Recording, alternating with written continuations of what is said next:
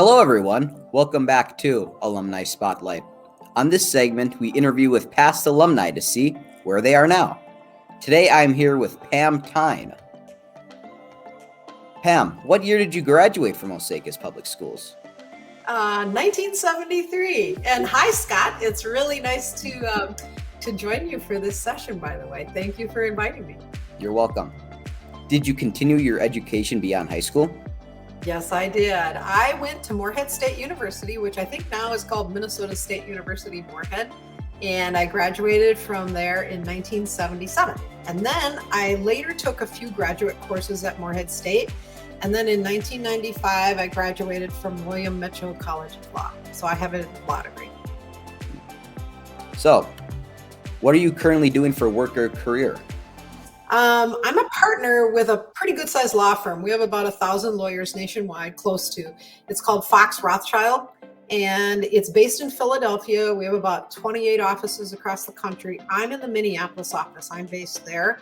My former firm that I say former, when I graduated from law school, I joined a firm called Oppenheimer, Wolf and Donnelly. It's a very older Minnesota-based firm.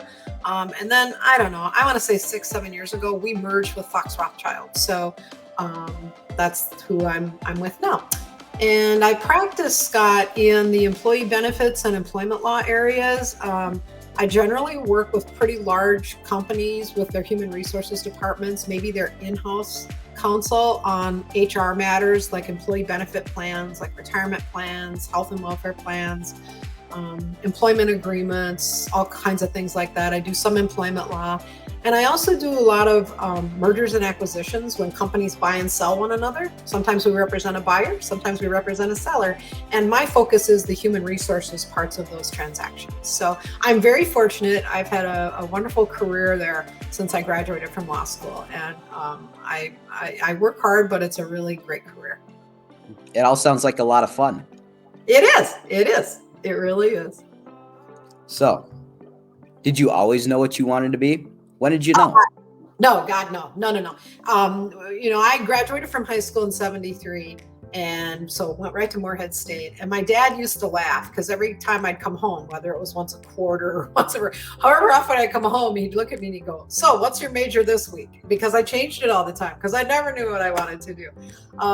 Eventually, I ended up with a degree in psych and social work. And so my first job after graduating from Moorhead State, my first real job, was I was a school social worker. And then I don't know if you know this, Scott, but in the early 80s, my husband, John Thein, and I, he was a teacher at Osakis High School and varsity football coach at that time. And we purchased the Osakis Review. And so we were co-publishers and I was the editor. And that was a wonderful experience. And I was a pretty young person to have that job because that newspaper had been around since probably sometime in the 1800s. Unfortunately, I understand it's not there anymore. It merged with another newspaper and they don't really have the Osakis Review anymore, but it was a great experience. So, what are some of your favorite memories from elementary and high school? Okay, elementary school. I have a lot of fond memories of playing on the playground and playing at recess. I really like recess. And I also kind of chuckle when I think about elementary school because, Scott, I spent a lot of time in the coat room because I was always in trouble because I was wandering around or whatever. And I finally had a teacher in about the 4th grade who figured out that I was really bored because I like to read. And I would read the books that the librarian would let us go through. You could only be in certain parts of the library based on your age. And I would get my books and then I'd read them from the library back to my class. And this 4th grade teacher I had was friends with the librarian at the time. And I'll never forget standing there watching these two women argue because the librarian said, no, she can only get books from that shelf. And my teacher saying, no, you're going to let her have those junior high books because I don't know what to do with this kid.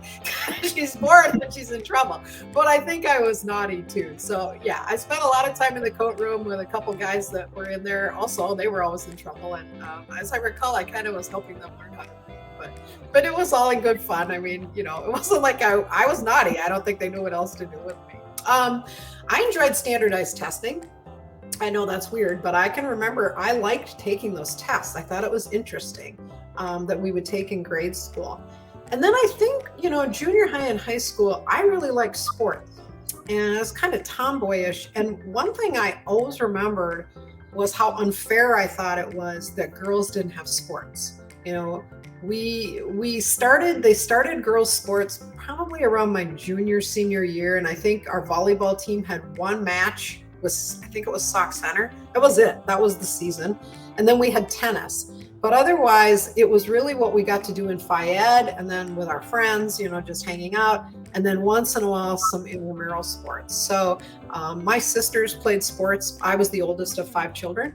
And so my younger sisters, 3 of them, they all played sports. And my daughter played sports in her high school and college. She was a full scholarship athlete and had over 1,000 points in basketball in high school and college. And I mean, I just always was so appreciative that she had that opportunity and that my younger siblings did. Because I think sports for girls are, if you like them, I think it's great. So I have really great memories about band, choir, lots of activities that I was in, just the annual staff, the newspaper staff, whatever.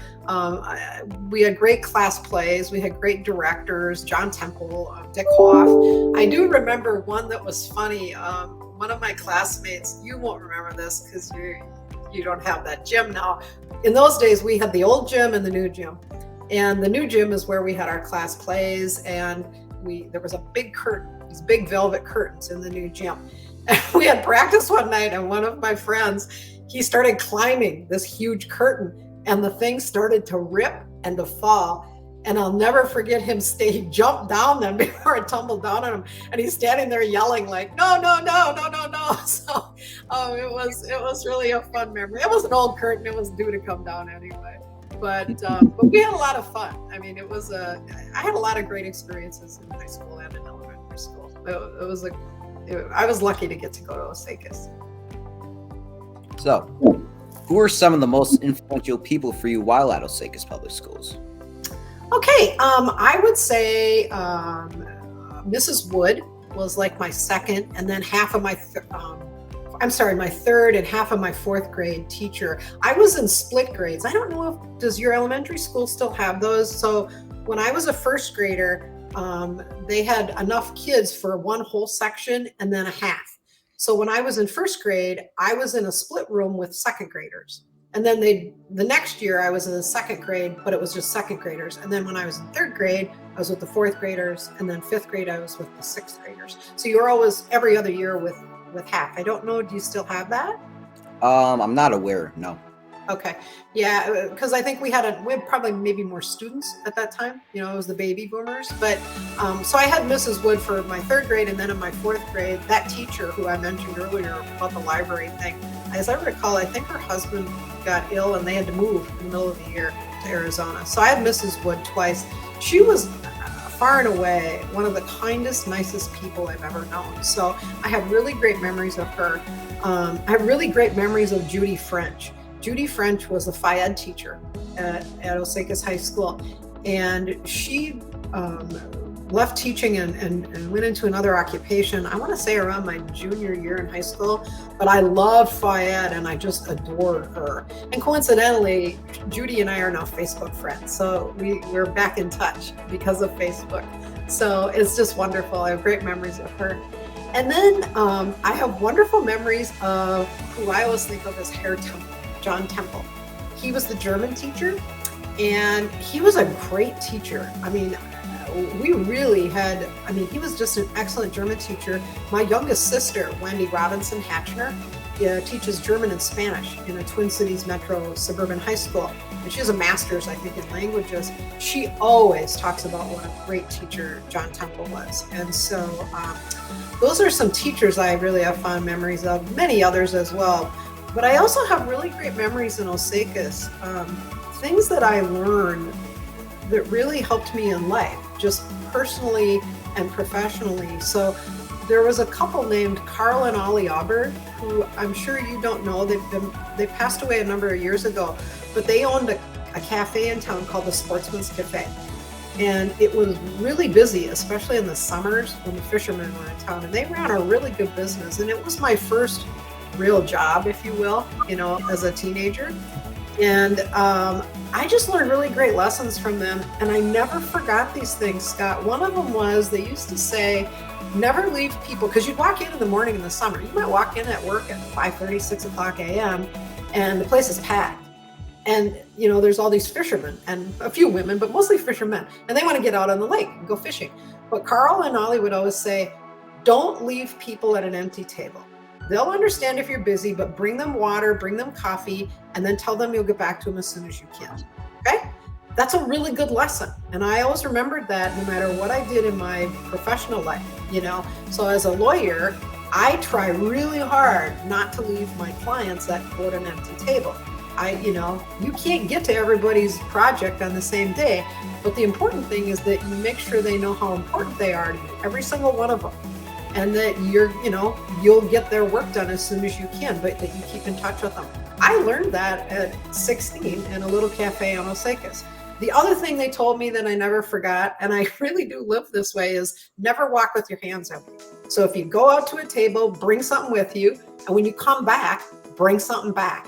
And I sort of live life that way. People who know me kind of giggle because I never do walk with my hands empty. I'm always kind of like, okay, what am I getting here? What am I getting there? And I work that way too. So I'm always kind of trying to be proactive as well.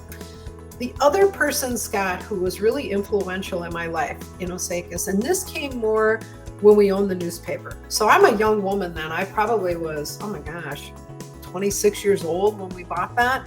And I'd go every day to the Sportsman's Cafe and have breakfast and lunch with various people in town, the business people typically. And one of them was a guy named Neil Gillis. And I'd often have coffee in the morning and lunch at noon with Neil and his wife, Wanda. She was just a lovely lady. And they've both since passed. And I didn't work for Neil, but I got to know him pretty well through those newspaper days.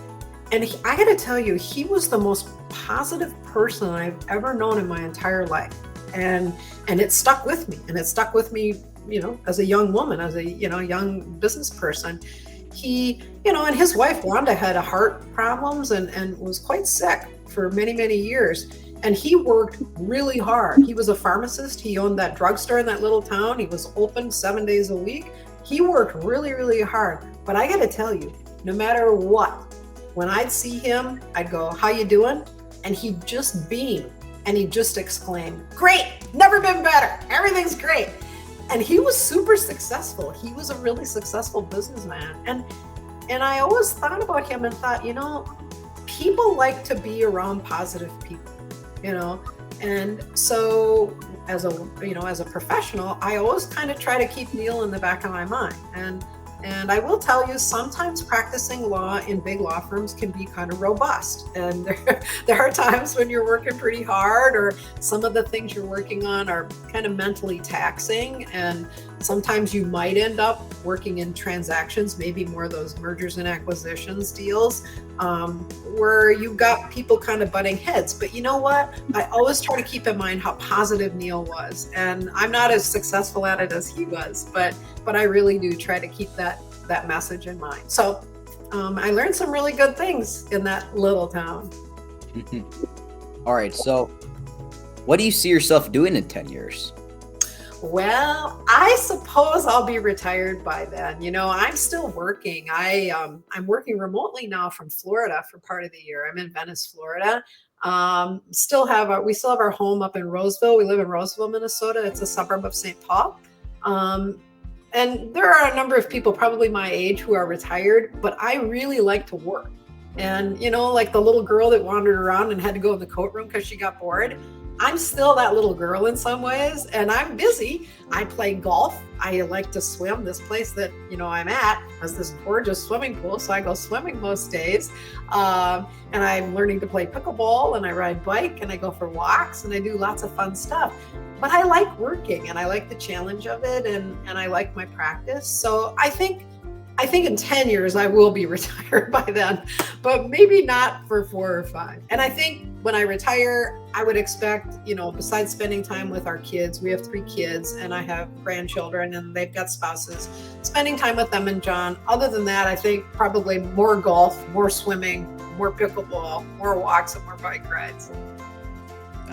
Well, it's always good to challenge yourself. You're darn right. That's right. Yeah. And I don't know. I mean, I think if you think about some of the people in your life who, especially in their later years, I mean, I'm learning pickleball now. I've never played pickleball. Pickleball is kind of like badminton, tennis, kind of, it's different. I'd never played it before. The person at our complex that I'm learning it from, she's 81 years old and she kicks my butt. I mean, she's really good and she's very active. And I think, I don't know, staying active and, staying active as long as you can physically, and then also mentally, I think that's really important. And it's a good way to live life. Alrighty, last question. What advice would you give students finishing up high school? Okay, I would say do what you love. If you love working with cars, then go work with cars. If you love being in a helping profession like a nurse or a social worker or whatever, go do that. Do whatever you love. If you love farming, be a farmer. I mean, whether you're a man or a woman, if you want to be a lawyer, be a lawyer. If you want to be a business person, be a business person. If you want to raise children at home and be a stay-at-home parent, do that. Just do what you love in your activities and your professional life. Really do what you love. I would also say to a young person, and I think I tried to say this to my own children, play to win. Don't play not to make mistakes. That's a double negative. But I always think like with athletes, when an athlete plays and they're playing to not make a mistake, they're not as good and they're not having as much fun either. And it's okay to fail in things once in a while. So I just say play to win and go for it. I think also I would say think about other people, in life when we're doing things and making decisions professionally, personally, try to think about, our impact on other people. And maybe with that in mind, I'd probably close and say, go get vaccinated because COVID-19 is real. That wraps up our interview. First, we'd like to thank you, Pam, for being interviewed with us today. You're welcome. This was fun. Thank you, Scott. Next, we'd like to thank all of you for watching another episode of Silver Streak Stories.